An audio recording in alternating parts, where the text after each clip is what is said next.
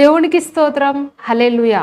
ఇది మీ అద్భుత సమయము అనే లైవ్ కార్యక్రమానికి మిమ్మల్ని అందరినీ ప్రేమపూర్వకంగా ఎంతో సంతోషంగా ఆహ్వానిస్తున్నామండి. మరి ఈరోజు కూడా ఒక చక్కటి సందేశము మీ కొరకు పరిశుద్ధాత్మ దేవుడు సిద్ధపరిచి ఉంచారు. అపవాదిని ఏ విధంగా మనము మన యొక్క దైనందిక జీవితాల్లో మనము జయించాలి అనేటువంటి విషయాలను మనం ఒకసారి ధ్యానించుకుందామండి. ప్రతి క్రైస్తవుడు, ప్రతి క్రైస్తవురాలు మరి అపవాదిని జయించడము తెలుసుకోవాలండి. అపవాది యొక్క ఆ పన్నాగం ఏంటో తెలుసుకోవాలి. అపవాది యొక్క ఆ వ్యూహాలు ఏంటో మనము తెలుసుకోవాలి. అపవాది మనల్ని ఏ విధంగా పాడు చేస్తాడు, ఏ విధంగా మన దగ్గరకు వచ్చి మనల్ని మరి త్రోవ తప్పిస్తాడు, ఏ విధంగా మనల్ని అనవసరమైనటువంటి ట్రాప్స్లోనికి తీసుకువెళ్ళిపోతాడు అనేటువంటి జ్ఞానము యాజ్ ఏ బిలీవర్గా, ఒక విశ్వాసిగా, ఒక వాక్యాన్ని చదువుతున్నటువంటి వ్యక్తిగా, ఆ వాక్యాన్ని మరి ప్రకటించుచున్న వ్యక్తిగా మనము తెలుసుకోవాల్సినటువంటి బాధ్యత అనేది ఎంతగానో ఉందండి. హల్లెలూయా. మరి ఈ విషయం కనుక తెలియకపోతే, ఈ విషయం కనుక మనకు అర్థం కాకపోతే మనము అపవాది యొక్క ఉచ్చుల్లో పడిపోయేటువంటి ప్రమాదము ఎంతైనా ఉంది. కాబట్టి మరి అపవాదిని గురించినటువంటి సంగతులు నేను మీకు తరచుగా ఈ మధ్యకాలంలో తెలియచేస్తున్నాను. ఇంతకు ముందు మరి గత 10 రోజుల క్రితం అనుకుంటా, 10-12 రోజుల క్రితము అపవాది మీ నుండి దోచుకునేటువంటి 7 విషయాలు అని ఒక సందేశాన్ని నేను చెప్పానండి. ఒకవేళ మీరు ఆ సందేశం కనుక చూడకపోయి ఉంటే ఒకసారి మరి యూట్యూబ్ లోనికి వెళ్ళి మీరు ఆ లైవ్ ప్రోగ్రామ్స్లో కనుక వెళ్తే అపవాది మీ నుండి దోచుకునేటువంటి 7 విషయాలు అనేటువంటి ఆ సందేశం కూడా ఉంటుంది. అది కూడా తప్పకుండా వీక్షించవలసినటువంటి సందేశము. ఒకవేళ చూడకపోతే అది కూడా చూడండి. సో మరి ఈ అపవాదిని ఎలా ఎదిరించాలి సిస్టర్, ఏ విధంగా జయించాలి, అసలు ఏ విధంగా అపవాది మా దగ్గరకు వస్తాడు అనే మీరు అడుగుతారేమో. అయితే ఇక్కడ ఒక 5 పద్ధతులు నేను మీకు ఈరోజు వివరిస్తాను, జాగ్రత్తగా వినండి. మొట్టమొదటిగా మనము చేయవలసినటువంటి కర్తవ్యము, మన యొక్క బాధ్యత, దేవుడు మనకు చెప్తున్నటువంటి విషయం ఏంటంటే, యాకోబు వ్రాసినటువంటి పత్రిక 4వ అధ్యాయము 7వ వచనంలో ఒక మాట వ్రాయబడి ఉందండి. చదువుతున్నాను, జాగ్రత్తగా వినండి. యాకోబు వ్రాసిన పత్రిక 4వ అధ్యాయము 7వ వచనం. కాబట్టి దేవుడికి లోబడి ఉండండి, అపవాదిని ఎదిరించండి, అప్పుడు వాడు మీ యొద్ద నుండి పారిపోవును. హల్లెలూయా. కాబట్టి దేవుడికి లోబడి ఉండండి, అపవాదిని ఎదిరించండి, అప్పుడు వాడు మీ యొద్ద నుండి పారిపోవును. హల్లెలూయా. చాలామంది ఒక పాయింట్ చదువుతారండి. ఏం చదువుతారంటే అపవాదిని ఎదిరించండి, అప్పుడు వాడు మీ యొద్ద నుండి పారిపోతాడు అని. అపవాదిని మనము ఎదిరించాలంటే అంతకన్నా పై లైన్లో ఒక మాట వ్రాయబడింది. అదేంటంటే దేవునికి మీరు లోబడి ఉండండి, దేవునికి మీరు విధేయులు కండి, దేవునికి మీరు మొదటి స్థానం ఇవ్వండి, దేవునికి మీరు అన్ని విషయాలలో మరి ఆయనని ప్రప్రథమమైనటువంటి స్థానంలో ఉంచి అప్పుడు అపవాదిని మీరు ఎదిరించండి, అపవాదిని మీరు జయించగలుగుతారు అని ఇక్కడ యాకోబు భక్తుడు ఇక్కడ ఈ యొక్క పత్రికలో మనకు తెలియజేస్తున్నాడు. హల్లెలూయా. మరి చాలాసార్లు మనము దేవునికి లోబడి ఉండకుండా, దేవునికి విలువనివ్వకుండా, దేవునికి ప్రాముఖ్యతనివ్వకుండా మనము చేసేటువంటి మిస్టేక్ ఏంటంటే అపవాదిని ఎదిరించాలని, అపవాదిని జయించాలని అనుకుంటాము. ఈ విధంగా చేసే ప్రయత్నాలు ఏవైతే ఉన్నాయో అవన్నీ కూడా విఫలమైపోతాయండి.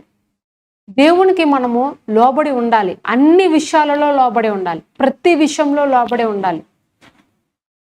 దేవుడు ప్రతి చిన్న విషయంలో కూడా మన యొక్క ఒబీడియన్స్ని ఆయన గమనిస్తూ ఉంటారు.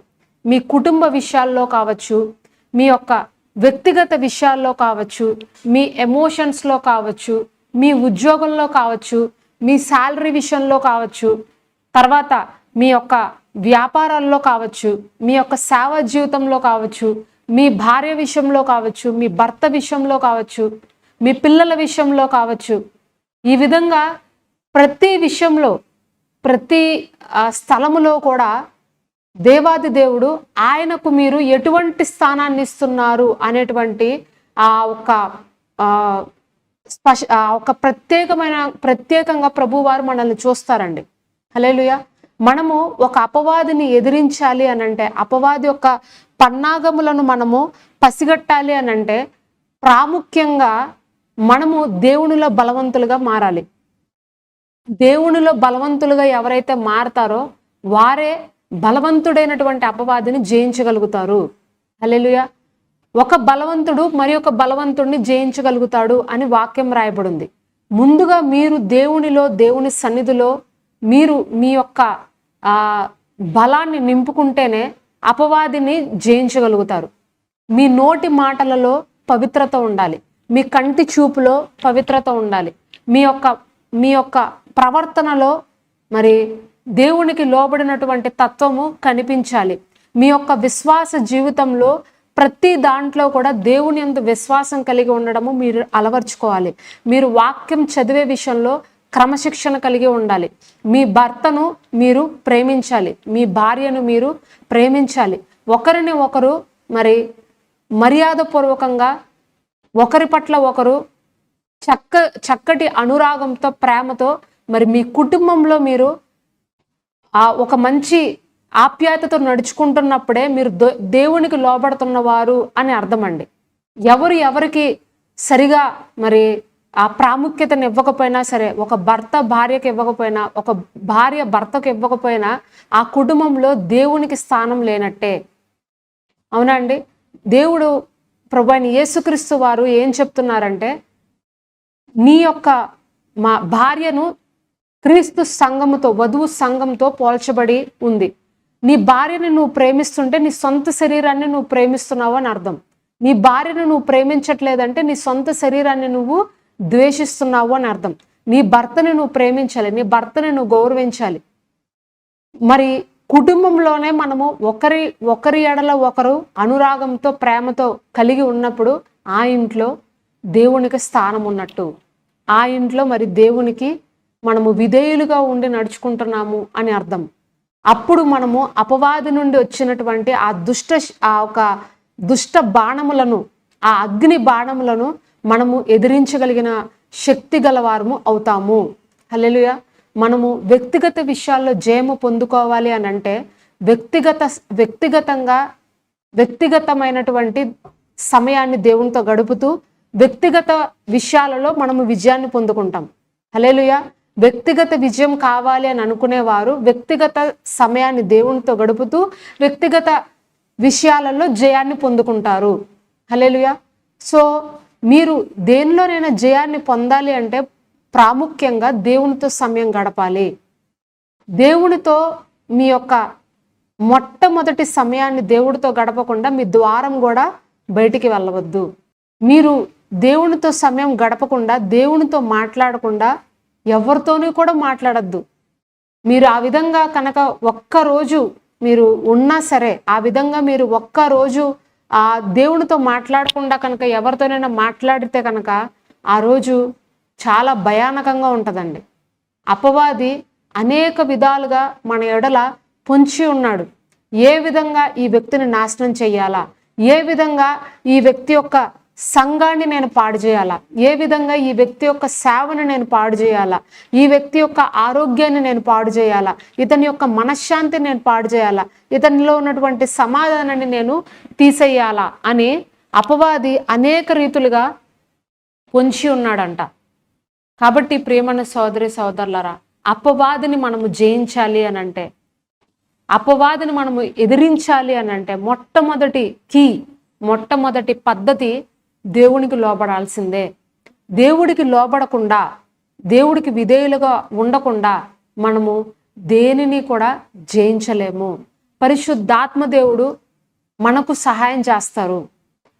నువ్వు ఎప్పుడైతే దేవుడికి లోబడి ఉంటావో, దేవుడి సన్నిధితో నువ్వు నింపుకుంటావో, నువ్వు ఎక్కడికి వెళ్ళినా సరే దేవుడి సన్నిధిని మోసుకుంటూ వెళ్తావో, అక్కడ పరిశుద్ధాత్మ దేవుడు నీలో ఉండి వస్తున్నటువంటి ప్రతి శోధనను జయించుటకు నీకు జ్ఞానమును వివేకమును కలిగినటువంటి ఆత్మను ఆయన అనుగ్రహిస్తారు. మరి సామెతల గ్రంథంలో వ్రాయబడి ఉంటది, బుద్ధి అనేది నిన్ను ఆ యొక్క అనవసరమైనటువంటి కీడులోకి వెళ్లకుండా, మరి అనవసరమైనటువంటి వివాదాల్లోకి వెళ్లకుండా ఆ బుద్ధి నిన్ను కాపాడుతుందంట. వివేకము నీకు కావలిగా ఉంటదంట. అర్థమవుతుందండి? తెలివి ఏం చేస్తుందంటే మీకు కంచెవలే ఉంటదంట. దేవుడిచ్చేటువంటి తెలివి. ఈ లోకపు తెలివి ఏంటంటే ఎలా వివాదాల్లోకి వెళ్ళాలా, ఎలా వివాదాన్ని పెంచుకోవాలా అనేటువంటి తెలివి లోకపు తెలివి. కానీ దేవుడిచ్చినటువంటి వివేకము ఎట్లాంటి వివేకం అంటే ఆ వివాదంలోకి వెళ్లకుండా జ్ఞానయుక్తంగా ఎలా ఉండాలి, ఎలా నడుచుకోవాలి అనేటువంటి జ్ఞానాన్ని పరిశుద్ధాత్మ దేవుడు మనకు అనుగ్రహిస్తారు. అప్పుడు మనము అపవాది నుండి వచ్చేటువంటి అగ్ని బాణాలను మనము ఎదిరించగలుగుతాము, వాటిని జయించగలుగుతాము. అపోస్తులుడైనటువంటి పౌలు ఎఫెసీయులకు రాసినటువంటి పత్రిక 6వ అధ్యాయంలో దేవుడిచ్చు సర్వాంగ కవచాన్ని మీరు ధరించుకొనండి, అప్పుడు అపవాది నుండి వచ్చినటువంటి ఆ అగ్ని బాణాలను మీరు జయించగలుగుతారు, ఆర్పివేయగలుగుతారు అని పరిశుద్ధుడైనటువంటి పౌలు మాట్లాడుతున్నాడు. కాబట్టి ప్రేమణ సోదరి సోదరులారా, మన యొక్క మొదటి పద్ధతి ఏంటో తెలిసింది కదా, దేవుడికి లోబడమే. దేవునికి లోబడి ఆయనకి మొదటి స్థానాన్ని ఇచ్చి ఆయనకు ప్రాధాన్యతనిచ్చినప్పుడు మనము అపవాదిని జయించగలుగుతాము. మరి రెండవ విధానము, రెండవ పద్ధతి దేవుని యొక్క వాక్యంతో నిన్ను నీవు కడుక్కోవాలి. అర్థమవుతుందండి? దేవుని యొక్క వాక్యముతో అపవాదిని మనము ఎదిరించచ్చు. దేవుని యొక్క వాక్యం ద్వారా నీ హృదయాన్ని నువ్వు కడుక్కుంటున్నప్పుడు, అనుదినము నీ యొక్క మనస్సాక్షిని శుద్ధి చేసుకుంటున్నప్పుడు దేవుని వాక్యముతో, అప్పుడు నువ్వు అపవాదిని జయించగలుగుతావు. ఇది రెండవ పద్ధతి. మరి ఇక్కడ మత్తయి సువార్త 4వ అధ్యాయము 3-4 వచనాల్లో ఒక మాట వ్రాయబడి ఉందండి, చూద్దాం రండి. మత్తయి సువార్త 4వ అధ్యాయము 3-4 వచనాలు. ఆ శోధకుడు ఆయన వద్దకు వచ్చి, నీవు దేవుని కుమారుడు అయితే ఈ రాళ్ళు రొట్టెలగునట్లుగా ఆజ్ఞాపించుము అనెను. అందుకు ఆయన, మనుష్యుడు రొట్టె వలన మాత్రము కాదు గాని దేవుని నోట నుండి వచ్చు ప్రతి మాట వలనను జీవించును అని వ్రాయబడి ఉన్నది అనెను. హల్లెలూయా. ప్రభువైన యేసుక్రీస్తు వారు 40 దినములు ఉపవాసము ఉండి వచ్చిన తర్వాత, 40 దినములు ఉపవాసం ఉండి వచ్చిన తర్వాత అపవాది ఆయన వద్దకు వచ్చాడంట. వచ్చి ఈ విధంగా ఆయన్ని శోధిస్తున్నాడు. ఏంటంటే, నీకు ఆకలి అవుచున్నట్టుంది, ఇక్కడ కొన్ని రాళ్ళు ఉన్నాయి కదా, ఈ రాళ్ళను తీసుకుని నువ్వు రొట్టెలుగా చేసుకుని తినేసి నీ ఆకలి తీరిపోతుంది. నీ యొక్క నువ్వు శారీరకంగా ఎంతగానో వీక్ అయిపోయినట్టు కనిపిస్తున్నావు, కాబట్టి ఈ రాళ్ళను తీసుకుని రొట్టెలుగా మార్చుకుని నువ్వు తినేసే, నీకు ఆ శక్తి ఉంది, నీకు ఆ సామర్థ్యం ఉంది అని ఆ శోధకుడు వచ్చి యేసుక్రీస్తు ప్రభు వారిని శోధిస్తున్నాడంట. అయితే ప్రభువైన యేసుక్రీస్తు వారు ఒక మాట చెప్తున్నారు చూడండి, మనుష్యుడు రొట్టె వలన మాత్రము కాదు గాని దేవుని నోట నుండి వచ్చు ప్రతి మాట వలన జీవించును అని వ్రాయబడి ఉన్నది అనెను. It is return. ప్రభు వారు చెప్తున్నారు, ఈ విధంగా రాయబడి ఉంది అంటే అక్కడ అపవాదికి జ్ఞాపకం చేస్తున్నారు, వాక్యం ఇలాగ రాయబడి ఉంది అని. వాక్యం ఇలాగ వ్రాయబడి ఉంది, మనుష్యుడు రొట్టె వలన మాత్రం కాదు సాతాను, దేవుడి నోట నుండి వచ్చే మాట వల్ల జీవిస్తాడు. ఎప్పుడైనా మన తలంపులలో, మన యొక్క ఆలోచనలలో, మన చుట్టుపక్కల ఉన్నటువంటి వ్యక్తుల ద్వారా వస్తున్నటువంటి ఆ శోధనకరమైనటువంటి పరిస్థితులలో మనము ఎప్పుడు కూడా అపవాదికి ఏం జ్ఞాపకం చేయాలి అని అంటే వాక్యాన్ని జ్ఞాపకం చేయాలండి. వాక్యంతో అపవాదిని మనము ఎదిరించాలంట. ఎవరి హృదయంలో, ఎవరి నోటిలో, ఎవరి ఆలోచనలలో వాక్యము అనేది సంపూర్ణంగా నింపబడి ఉంటుందో వాళ్ళు వాక్యంతో అపవాదిని జయిస్తారు. హల్లెలూయా. ఇక్కడ ప్రభువైన యేసుక్రీస్తు వారు సాతానుని జయించిన విధానము మనం ఇక్కడ చూడాలి. ప్రభువైన యేసుక్రీస్తు వారికే శోధన అనేది తప్పలేదండి. ఒక మనుష్యుడు తన యొక్క నాసిక రంధ్రాల్లో ఊపిరి ఉన్నంత వరకు కూడా సాతాను నుండి ఏదో ఒక శోధన అనేది ఖచ్చితంగా వస్తూనే ఉంటుందండి. మనము తప్పించుకునే అవకాశం లేదు.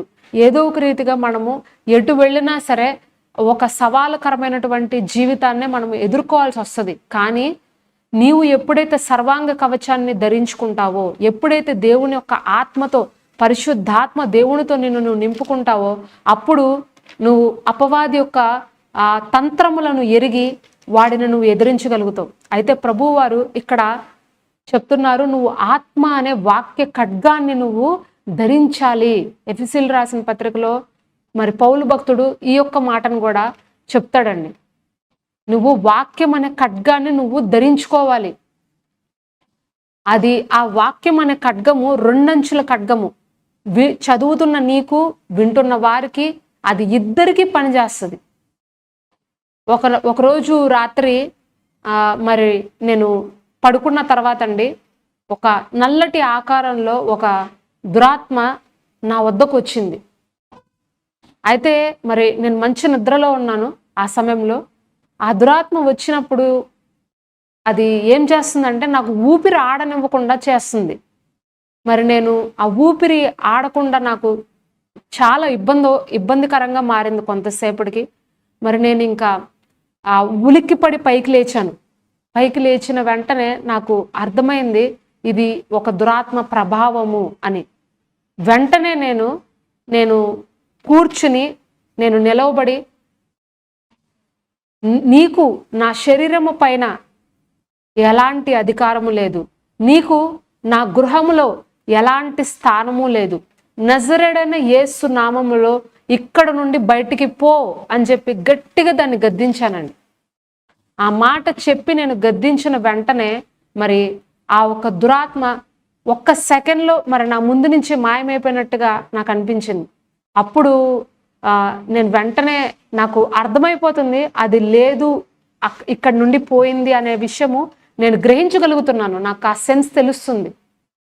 మరి ఆ ఒక దురాత్మ ఆ ప్రభావము ఉన్నంత వరకు కూడా మనకెంతో కలవరంగా, అసమాధానంగా, చాలా అనీజీగా మనకు అనిపిస్తూ ఉంటుంది. కానీ అది వెళ్ళిపోయిన తర్వాత ఒక ప్రశాంతత, నెమ్మది, మరి ఒక ఉత్సాహకరమైనటువంటి వాతావరణము, మరి మనస్సులో నెమ్మది, ఇవన్నీ కలుగుతాయి మనకు. నాకు ఆ రోజు రాత్రి ఆ ఒక్క ఫీలింగ్ని నేను అనుభవించాను.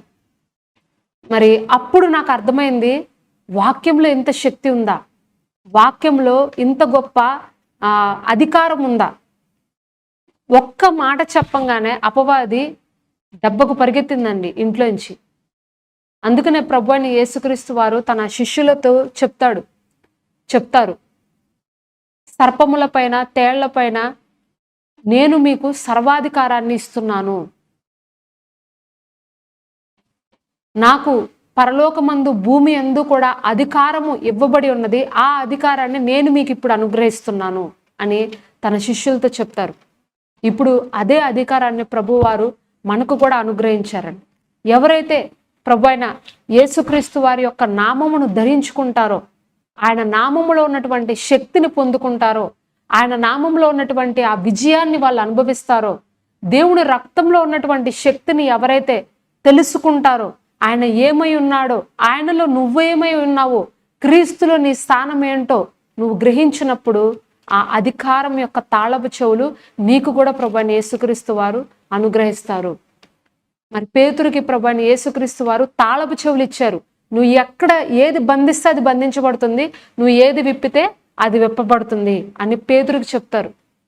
ఈరోజు ఆ తాళపు చెవులు ప్రభువైన యేసుక్రీస్తు వారు, పరిశుద్ధాత్మ దేవుడు మీకు కూడా ఇవ్వాలని ఆశపడుతున్నారు. అది మీరు పొందుకోవాలి అని కనుక వాంఛ కలిగి ఉంటే, అటువంటి ఆసక్తి మీలో ఉంటే, పరిశుద్ధాత్ముడు మీతోనే మాట్లాడుతున్నారు. వాక్యం అనే ఖడ్గాన్ని నువ్వు ధరించు. వాక్యం అనే ఆత్మ ఖడ్గాన్ని నువ్వు చేత పట్టుకో. అపవాది యొక్క బాణములను నువ్వు తిప్పికొట్టు.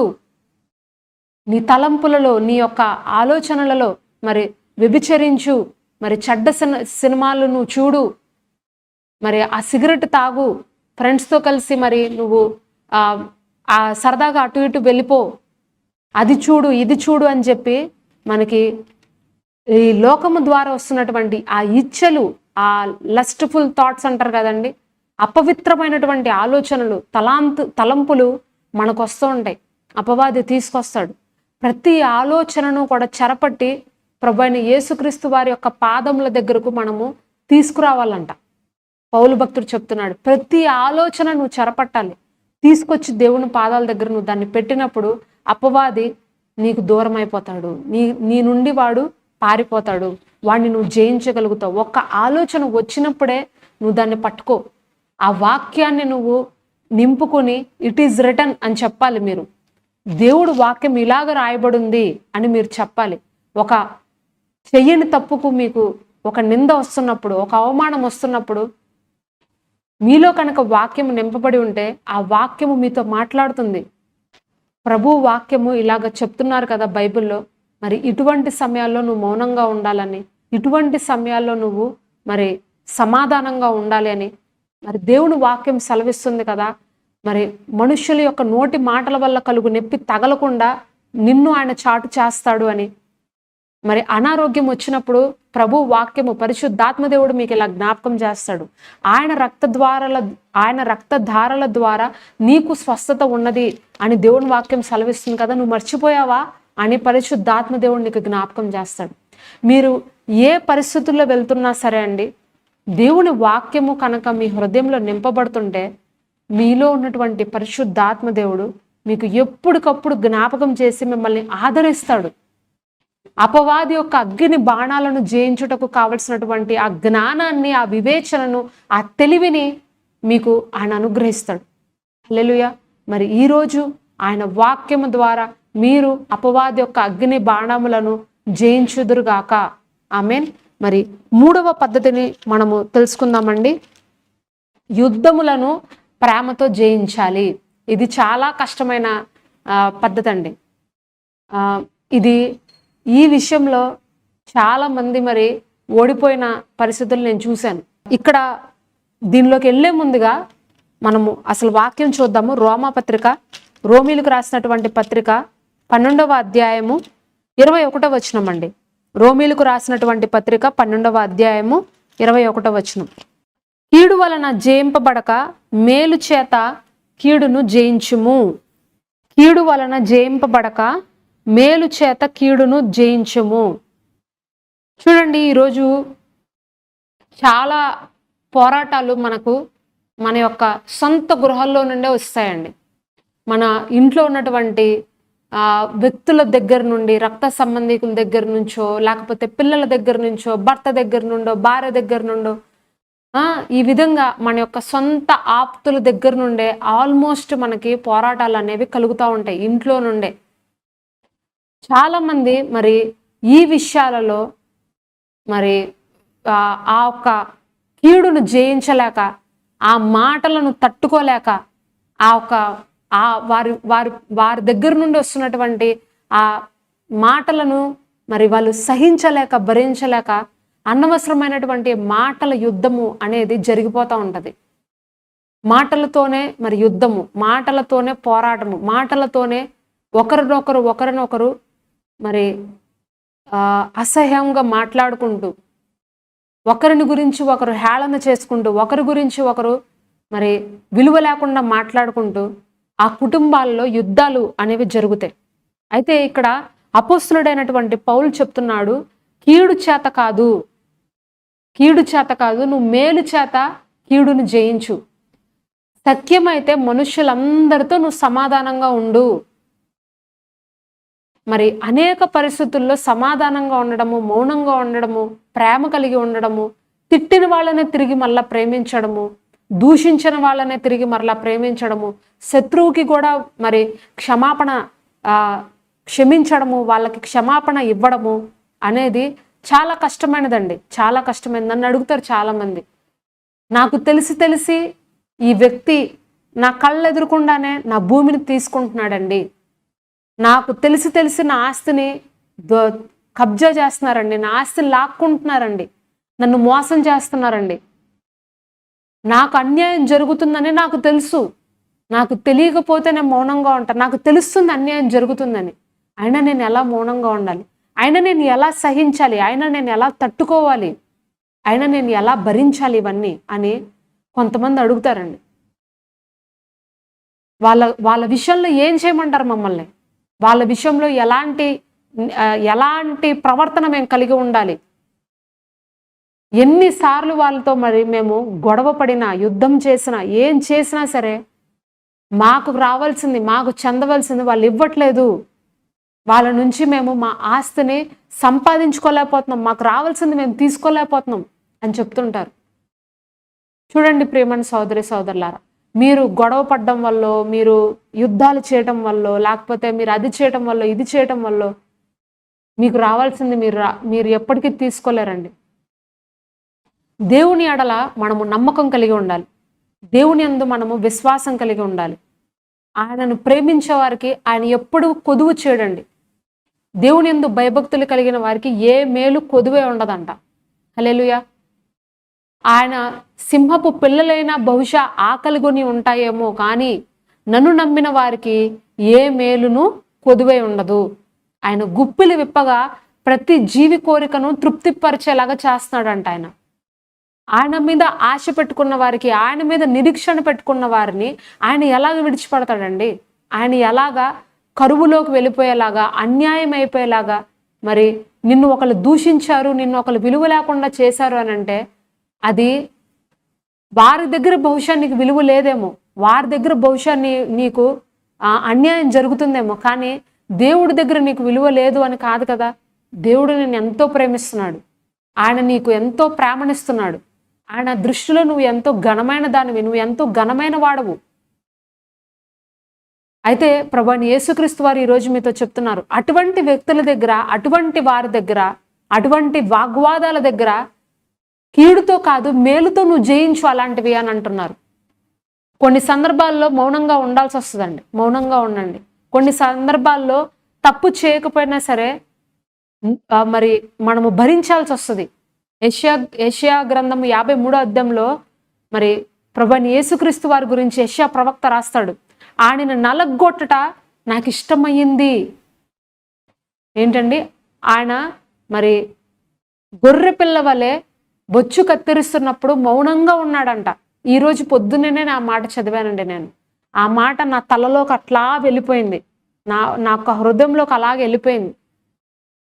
నాకు కన్నీళ్ళు వచ్చినాయి ఆ మాట చదువుతున్నప్పుడు.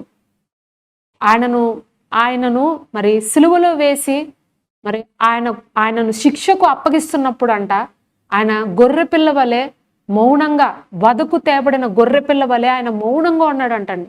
నోరు తెరవలేదంట. అన్యాయం జరుగుతుంది, నేను ఏ కారణము లేకపోయినా సరే అకారణంగా నన్ను శిక్షిస్తున్నారు అని తెలిసినా సరే ఆయన మౌనంగా ఉన్నాడంటండి. ఒక్క మాట మాట్లాడలేదంట.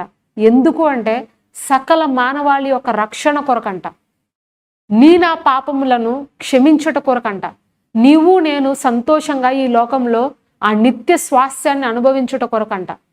ఆయన ఒక మేలు కొరకు, ఆయన ఒక గొప్ప కార్యం కొరకు, ఒక పవిత్రుడైనటువంటి వ్యక్తి, ఒక పరిశుద్ధుడైనటువంటి వ్యక్తి మౌనంగా ఆ వధను భరించాడంట. ఆయనను నలగగొట్టడము తండ్రి అయిన దేవుడికి ఇష్టంగా ఉందంట. ఈరోజు నువ్వు అనేక కష్టాలు గుండా వెళ్తుంటే కనుక, నువ్వు అనేక పోరాటాలు గుండా నువ్వు వెళ్తుంటే కనుక తండ్రి అయిన దేవుడు నీతో మాట్లాడుతున్నాడు. నిన్ను నలగగొట్టడము, నేను నిన్ను నలగొడుతున్నాను, నేను నిన్ను అణుస్తున్నాను, నేను నిన్ను పోరాటాల గుండా ఎందుకు తీసుకెళ్తున్నాను అంటే నీకు నా ప్రేమ ఎంత గొప్పదో తెలియచేయాలనే. ఈ సమయంలో నువ్వు ఇతరులను ఆ ప్రేమతో ప్రేమించాలనే నీకు అది నేను నేర్పిస్తున్నాను. ఆ ప్రేమను నువ్వు ఇతరులకు పంచాలనే. ఇటువంటి కష్ట సమయంలో కూడా, ఇలాంటి పోరాటాల మధ్యలో కూడా మౌనంగా ఉండడము, నోరు బిగించుకోవడము, నాలిక కొరుక్కోవడము చాలా కష్టమండి. మన తప్పు లేకపోయినా మనల్ని ఒకళ్ళు తిడుతున్నారనుకోండి, ఆ మాట అనకుండా ఉండాలి అని అంటే చాలా ఓర్పు ఉండాలి, చాలా ఓపిక ఉండాలి, చాలా సహనం ఉండాలి. ప్రభు చెప్తున్నారు, పరిశుద్ధాత్మ దేవుడు కనుక నీలో ఉంటే అపవాది ఈ విధంగా ఒకరిని పెట్టి ప్రేరేపించి నిన్ను గాయపరుస్తాడు, నిన్ను దూషిస్తాడు, నిన్ను అవమానిస్తాడు, నిన్ను నిందిస్తాడు. కానీ మాటకి మాట నువ్వు సమాధానం చెప్పి ఆ సమయంలో యుద్ధాన్ని పెంచావనుకో, ఆ గొడవను పెంచావనుకో, అది ఆ సమయంలో నీకు సాటిస్ఫాక్షన్ వస్తుంది. నువ్వు కీడు చేత కీడుని జయించేస్తావు, ఈజీ అది. ఆ సమయంలో నువ్వు ఆ విక్టరీని ఫీల్ అవుతావు. కానీ నిజమైన ఆ ఒక సమాధానము, ఆ తృప్తి, నెమ్మది మాత్రము నీకు దొరకదు ఎప్పటికీ. హల్లెలూయా. సో అందుకనే ప్రభు అంటున్నారు, పరిశుద్ధాత్మ దేవుడు చెప్తున్నారు ఇక్కడ, కీడు వల్ల కాదు మేలు చేత నీవు అపవాదిని జయించు, ప్రేమతో జయించు, మౌనంతో జయించు. నీ యొక్క సంతోషము వాడికి మరి నిరాశ పుట్టించాలి అపవాదికి. నీ ముఖంలో ఉండే చిరునవ్వు వాడికి ఏడుపు వచ్చేలాగా చెయ్యాలి. ఎప్పుడు నవ్వుతూ ఉండండి, సంతోషంగా ఉండండి. అప్పుడు మీరు అపవాదిని జయించగలుగుతారు. హల్లెలూయా. మరి ఇంకా 4వ పద్ధతిని చూద్దామండి. విశ్వాసము. విశ్వాసము ద్వారా మనము అపవాది యొక్క అగ్ని బాణాన్ని జయించగలుగుతాము. ఒక్క విశ్వాసము అనేకమైనటువంటి గొప్ప కార్యాలను మన దగ్గరకు తీసుకురాగలదండి. హల్లెలూయా. ఒక చిన్న విశ్వాసము, ఒక చిన్న నమ్మకత్వము దేవుని నుండి మహా గొప్ప కార్యాలను మోసుకొని వస్తుంది. హల్లెలూయా. మరి ఎఫెసీయులకు రాసినటువంటి పత్రిక 6వ అధ్యాయము 16వ వచనం ఒక్కసారి మనం చూద్దాం. ఇవన్నీయుగాక విశ్వాసము అను డాలు పట్టుకొనుడి, దానితో మీరు దుష్టుని అగ్ని బాణములన్నింటినీ కూడా ఆర్పుటకు శక్తిమంతులగుదురు. హల్లెలూయా. చూడండి, విశ్వాసము అనే డాలు మనం పట్టుకోవాలంట. అప్పుడు దుష్టుడి యొక్క అగ్ని బాణములను ఆర్పటానికి మీకు శక్తి కలుగుతుంది అని దేవుని వాక్యం సెలవిస్తుందండి. విశ్వాసము, మీ విశ్వాసమే మీ యొక్క విజయానికి కారణం అండి. విశ్వాసము ద్వారా సమస్తమును కూడా సాధ్యమే. హల్లెలూయా. ప్రభువైన యేసుక్రీస్తు వారు ఒకసారి మరి ఆ ఓడలో ఎంతో ప్రశాంతంగా నిద్రపోతున్నారంట. ఆయన ఆ ఒక ఓడ అమరము దగ్గర తల వాల్చుకొని ఆయన నిద్రపోతున్నప్పుడు మరి అకస్మాత్తుగా మరి ఆ సముద్రంలో పెద్ద గాలి తుఫాను వచ్చిందంటండి. ఆ గాలి తుఫాను వచ్చినప్పుడు ఆ శిష్యులందరూ కూడా కంగారు పడిపోతున్నారు. ఇప్పుడు మేమేం చెయ్యాలి, మరి ఈ గాలి తుఫాను వస్తుంది, మేము చనిపోతామేమో అనేటువంటి ఆ భయము శిష్యులకు వచ్చేస్తుంది. అప్పుడు ఆ యేసుక్రీస్తు ప్రభు వారిని ఆ శిష్యులు గబగబ లేపుతారు. బోధకుడా, మేము నశించిపోతున్నామయ్యా, నీకు చింత లేదా? నువ్వు ఇంత చక్కగా నిద్రపోతున్నావేంటి? ఇంత భయంకరమైనటువంటి గాలి తుఫాన్ వస్తుంది, పడవంతా కూడా మరి ఊగిపోతుంది, ఇప్పుడు మేమేం చెయ్యాలి? దయచేసి మమ్మల్ని కాపాడు బోధకుడా అని అన్నప్పుడు ఆయన ఆ నిద్రలో నుండి పైకి లేచి ఆ గాలిని తుఫానును గద్దించాడంటండి. హల్లెలూయా. విశ్వాసముతో దాన్ని గద్దించాడంట. గద్దించిన వెంటనే ఆ గాలియు తుఫాను కూడా మిక్కిలి నమ్మలమైపోయాను అని వాక్యం రాయబడింది. అయితే తన శిష్యులతో చెప్తాడు, మీరు ఇంకనూ నమ్మిక లేకుండా ఉన్నారా? మీరు ఇంత అవిశ్వాసంగా ఉన్నారేంటి అని చెప్పి తన శిష్యులతో ఆయన మాట్లాడతాడు. చూడండి ప్రియమైన సోదరులారా, విశ్వాసము ద్వారా కొండలను కూడా పెకిలించగలిగినటువంటి శక్తిని ప్రభువైన యేసుక్రీస్తు వారు మనకు అనుగ్రహిస్తారు. ఆయన ఒక స్వస్థత కార్యం చేసిన, ఒక అద్భుతం చేసిన, మరి దెయ్యములను వెళ్ళగొడుతున్న ఎక్కడైనా సరే ప్రభువైన యేసుక్రీస్తు వారు ఒక మాట ఎప్పుడూ కూడా చెప్తారు, నీ విశ్వాసము నిన్ను స్వస్థపరిచింది. ఏమండి? నీ విశ్వాసము నిన్ను స్వస్థపరిచింది. నీ విశ్వాసము ద్వారా నీవు మరి ఆ సమాధానంతో నువ్వు వెళ్ళు. నీ విశ్వాసమే నిన్ను ఆశీర్వదించింది. ఈ విధంగా మరి విశ్వాసము ద్వారానే నువ్వు ఆ ఒక కార్యాన్ని సాధించగలిగావు. విశ్వాసము ద్వారానే నువ్వు దీన్ని జయించగలిగావు. విశ్వాసము ద్వారానే నువ్వు ఈ యొక్క రోగాన్ని జయించగలిగావు అని ప్రభువైన యేసుక్రీస్తు వారు మరి అక్కడ ఉన్నటువంటి ప్రజలతో ఆ దినముల్లో ఆయన మాట్లాడేవారు. ఈరోజు ప్రభు మీతో మరి ఇదే విషయాన్ని చెప్తున్నారు. ఏంటంటే, నువ్వు విశ్వాసము కనుక కలిగి ఉంటే, నువ్వు విశ్వాసంతో కనుక నీ యొక్క మనస్సుని నింపుకుంటే, నీ యొక్క హృదయాన్ని నువ్వు నింపుకుంటే, నీకు ఎలాంటి భయంకరమైనటువంటి శ్రమలు కలిగిన, అనారోగ్యం కలిగిన, మరి ఇరుకు ఇబ్బందులు కలిగించే పరిస్థితులు నీకు ఎదురైనను సరే, ఆ విశ్వాసం అనే డాలుని నువ్వు పట్టుకున్నప్పుడు అంట ఆ దుష్టుడి యొక్క అగ్ని బాణాలు ఏవైతే నీ దగ్గరకు వస్తాయో దానిని నువ్వు ఆర్పగలుగుతావు. మీరు హెబ్రీలకు రాసినటువంటి పత్రికలో 11వ అధ్యాయంలో విశ్వాస వీరుల యొక్క జాబితా మొత్తము రాస్తారండి పరిశుద్ధుడైనటువంటి పౌలు. మరి అనేక మంది గొప్ప గొప్ప వారు విశ్వాసము ద్వారా అనేక గొప్ప కార్యాలు ఆ రోజుల్లో వాళ్ళు జయించారు, సాధించారు. ఈరోజు మీ జీవితాల్లో ఏదైనా ఒక అడ్డు బండ ఏదైనా ఉంది అంటే మీరు ఆశీర్వదించబడకుండా, మీరు ఆధ్యాత్మిక జీవితంలో పైకి ఎదగనివ్వకుండా, మీరు అనేకమైనటువంటి విషయాల్లో ఇంకా దిగువ స్థాయిలో ఉండిపోతుంటే కనుక మీరు మీ యొక్క విశ్వాసాన్ని ఉపయోగించి అపవాది యొక్క అగ్ని బాణాలను ఎదుర్కోమని పరిశుద్ధాత్మ దేవుడు ఈరోజు మీతో మాట్లాడుతున్నారు. కాబట్టి విశ్వాసాన్ని కలిగి ఉండండి. మీకు విశ్వాసము తక్కువైతే పరిశుద్ధాత్మ దేవుని సహాయాన్ని తీసుకోండి. ప్రభువా, నాకు విశ్వాసం తక్కువగా ఉంది, నేను అల్ప విశ్వాసంతో ఉన్నాను, మీరు చేస్తారు అనేటువంటి ఆ విశ్వాసము నాకు రావట్లేదు ప్రభువా, దయచేసి నాకు సహాయం చేయి. నువ్వు ఎంత గొప్ప దేవుడివో నేను తెలుసుకునేలాగున, నువ్వు ఏం చేయగలవో నా జీవితంలో నేను తెలుసుకునేలాగున నాకు మీరు సహాయము చెయ్యండి అని మీరు నోరు తెరిచి అడిగినట్లయితే ప్రభు అయిన యేసుక్రీస్తు వారు మరి మీకు ఈరోజు విశ్వాసాన్ని ఇవ్వడానికి ఆయన ఆసక్తి కలిగి ఉన్నారు. విశ్వాసము కలిగి ఉండండి, ఆయన వాక్యం పట్ల విశ్వాసం కలిగి ఉండండి, దేవుని కార్యాల పట్ల విశ్వాసం కలిగి ఉండండి. అప్పుడు మీరు అపవాదిని జయించగలుగుతారు. ఇంకా లాస్ట్ అండ్ ఫైనల్ అండి, 5వ మాట, ప్రార్థన మరియు ఉపవాసము ద్వారా అపవాదిని జయించవచ్చు.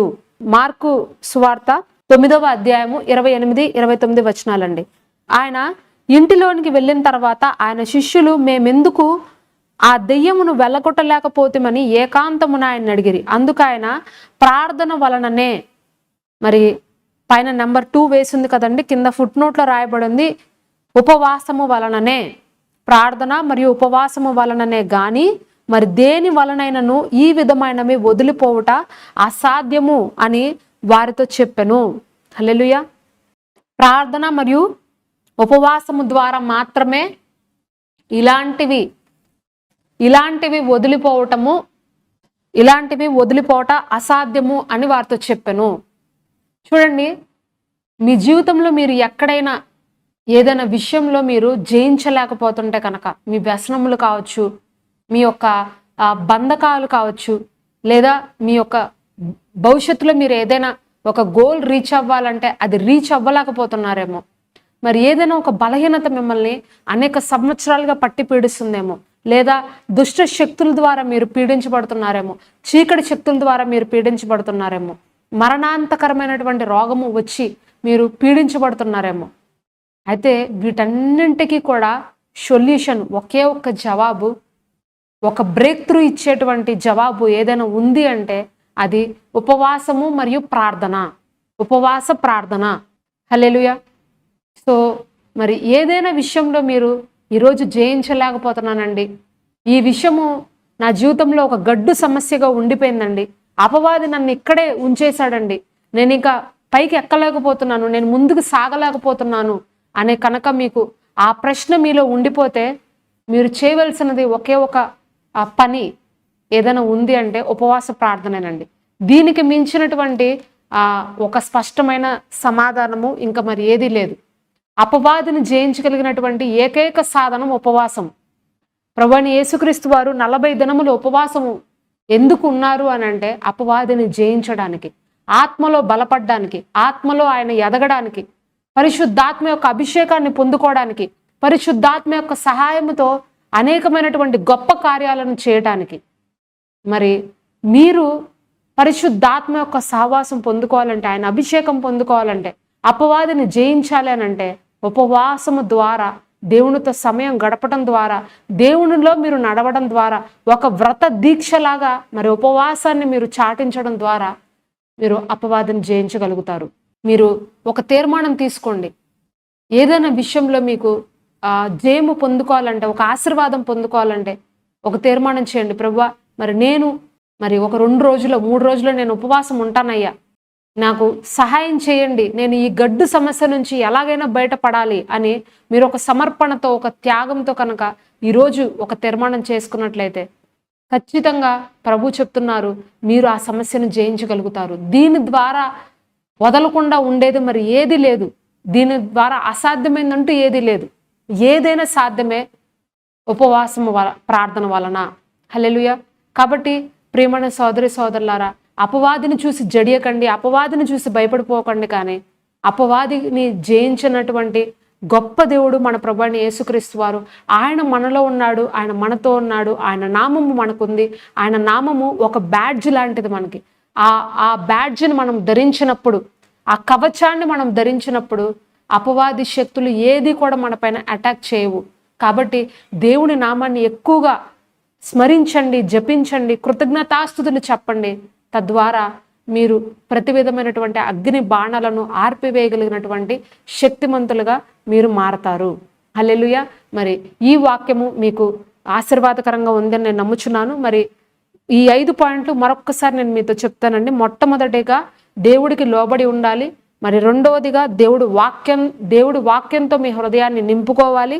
మూడవదిగా ప్రతి యుద్ధమును, ప్రతి పోరాటమును ప్రేమతో జయించాలి. ఇంకా నాలుగవదిగా విశ్వాసాన్ని కలిగి ఉండాలి. ఐదవదిగా ఉపవాసము మరియు ప్రార్థన ద్వారా అపవాదిని మీరు జయించాలి. ఈ 5 పద్ధతుల ద్వారా మనము అపవాదిని జయించగలుగుతాము.